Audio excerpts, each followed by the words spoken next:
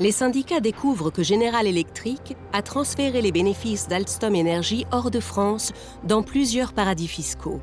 Des montages très classiques utilisés par toutes les multinationales.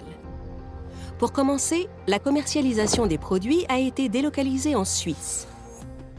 Tous les bénéfices réalisés en France sont désormais comptabilisés en Suisse. Comment? Grâce à une première technique d'optimisation fiscale sur ce qu'on appelle les prix de transfert.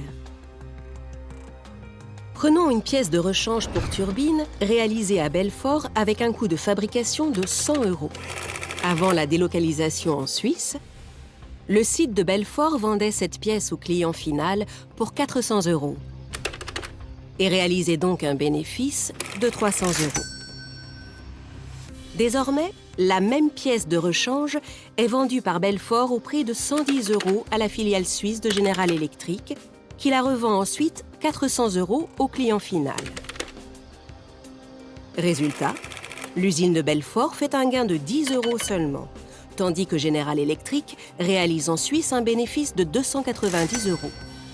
La même usine a produit la même pièce de rechange, mais désormais la quasi-totalité des bénéfices sont logés en Suisse où ils ne sont pratiquement pas taxés.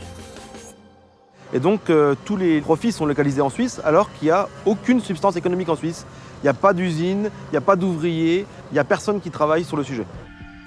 Deuxième astuce révélée par les syndicats, General Electric a logé en Suisse les brevets dont a besoin l'usine de Belfort. Désormais, à chaque fois que l'usine de Belfort produit une turbine, elle doit verser une redevance à l'entité détentrice des brevets en Suisse. Et enfin, troisième tour de passe-passe, Belfort doit désormais payer le droit d'utiliser la marque General Electric enregistrée dans le petit État du Delaware, le paradis fiscal des États-Unis. Au Delaware, aux États-Unis, de la même manière, c'est une société boîte aux lettres.